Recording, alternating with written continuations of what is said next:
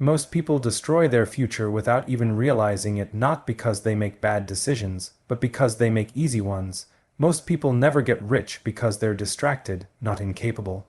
They spread their attention across too many things, hoping something eventually works. I realized early on that focus is a multiplier. If you dilute it, you dilute your results. So instead of chasing every opportunity, I made a deliberate decision to focus on one skill that actually makes money. I ignored trends, I ignored hype. I wasn't interested in what sounded impressive, I was interested in what worked. I looked at people who were already winning and asked a simple question: what skill are they being paid for at scale? The answer was clear. They had something rare, valuable, and directly tied to revenue, so I committed to mastering a high-income skill that solved real problems for real businesses. While others consumed content for entertainment, I consumed it with intent. Every video, every article, every course had a purpose. I wasn't watching to feel productive, I was watching to extract frameworks. I took notes, tested ideas, failed fast, and refined my approach. Learning without execution is just procrastination in disguise, and I refused to fall into that trap. I didn't wait until I was ready. Readiness is a myth. Skill is built under pressure, not in preparation. I put myself in situations where I had to perform. I took on responsibility before I felt confident. I made offers before I felt qualified. Every uncomfortable interaction sharpened my ability. Every rejection taught me more than success ever could. Instead of trying to be the best at everything, I became useful at one thing. That focus allowed me to compound faster than anyone around me. When you concentrate on one skill, progress stacks. You see patterns others miss. You develop intuition. You start thinking in systems instead of tactics. That's when your value begins to separate from the crowd. I studied the fundamentals obsessively. I didn't chase hacks or shortcuts. I learned how attention works, how decisions are made, how value is communicated. I learned persuasion, positioning, and leverage, because at the highest level, money follows those who can influence outcomes, not those who work the hardest. I also stopped comparing my Chapter 1 to someone else's Chapter 20. Comparison kills focus. Every time I looked sideways, my progress slowed, so I narrowed my vision. I tracked my own metrics. I measured improvement against yesterday, not against someone on social media. That discipline kept me locked in when others burned out. Focusing on one skill also taught me patience. Results didn't come instantly. There were months where progress was invisible. No praise, no wins. Just quiet repetition. Most people quit in this phase because they mistake silence for failure. I understood that skill compounds quietly before it pays loudly. Once the skill started producing results, everything changed. Confidence wasn't something I had to manufacture, it was earned. Money became predictable instead of random. Opportunities found me instead of the other way around. That's the power of having something valuable to offer the world. But I didn't stop once I became good. I kept raising my standards. I looked for ways to increase leverage doing the same work but impacting more people. I optimized systems, not effort, because effort caps out.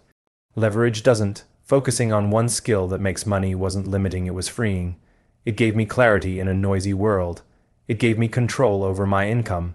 And most importantly, it gave me proof that success isn't about luck or talent. It's about choosing one path and walking it longer than everyone else is willing to. In the end, mastery is rare because focus is rare. But if you can resist distraction, commit to depth, and stay consistent when it's boring, money stops being a mystery. It becomes a consequence. Most people don't fail because they're not smart enough. They fail because they're too comfortable. Comfort is subtle. It doesn't scream at you. It slowly puts you to sleep while convincing you that everything is fine. I realized very early that if I kept choosing what felt good, I would never build anything great, so I made a decision that most people around me couldn't understand. I cut off comfort completely. While others my age were obsessed with entertainment, I became obsessed with discipline. Late night scrolling, gaming for hours, binge, watching shows, none of that seemed dangerous on the surface, but I saw it for what it really was: time theft. Every hour spent escaping reality was an hour not spent building leverage. I understood that comfort today would demand payment tomorrow, and the interest rate would be brutal. I stopped waiting for motivation. Motivation is unreliable.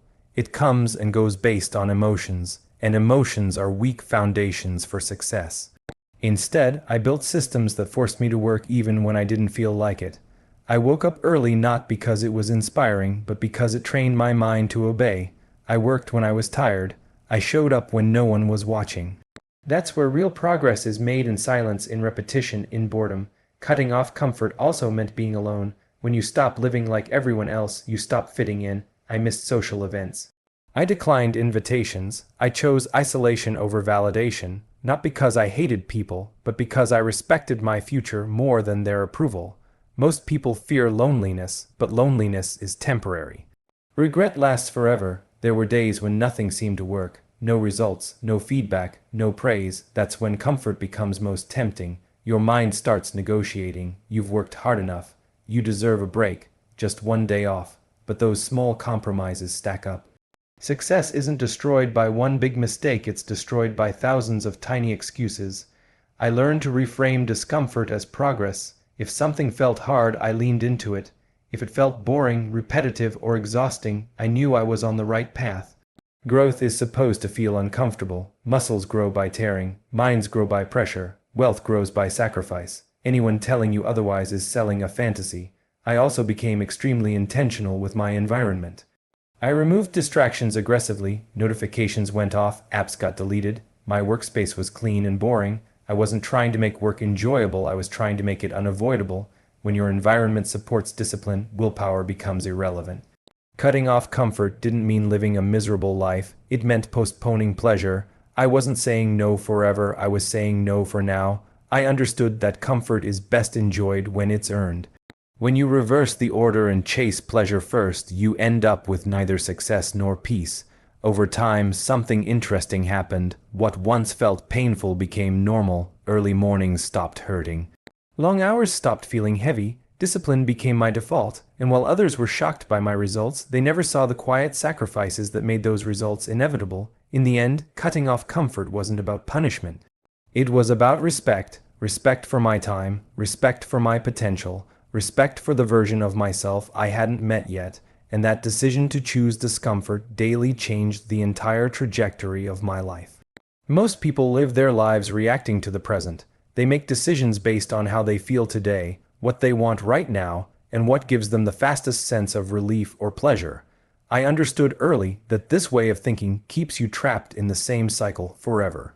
So while everyone else was optimizing for short-term comfort, I trained myself to think long-term, even when it went against every instinct.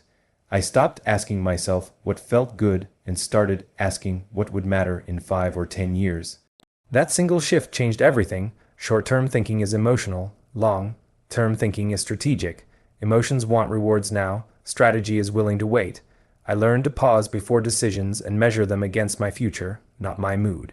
If something benefited me temporarily but damaged momentum, it was an automatic no. Delayed gratification became a skill I practiced daily. I didn't spend just because I could. I didn't celebrate prematurely.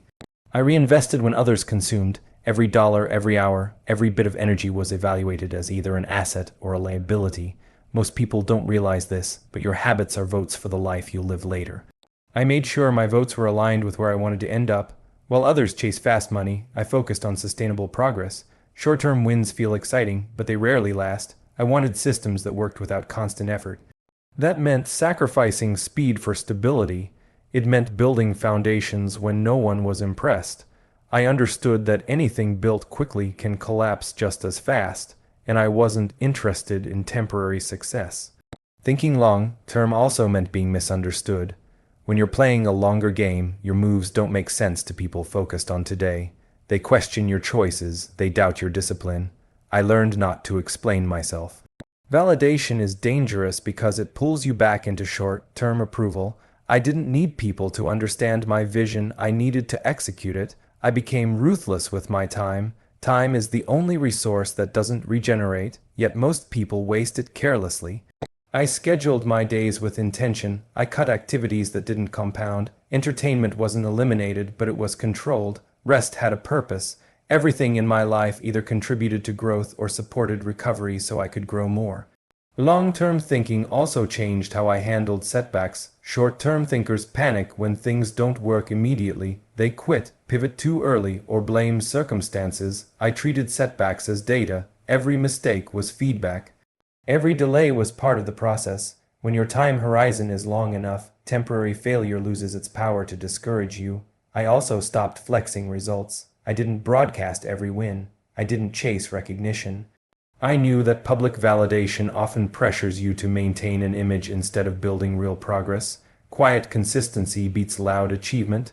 The strongest foundations are built underground before anything shows above the surface. As time passed, the compounding effect became obvious. Small, disciplined decisions stacked up. While others were starting over, I was building on momentum. While they were exhausted from chasing quick wins, I was energized by clarity.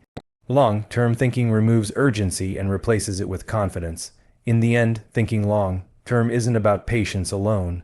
It's about trusting the process, trusting compounding, and trusting yourself enough to delay rewards today for freedom tomorrow. While everyone else was sprinting toward immediate gratification, I was walking steadily toward inevitability.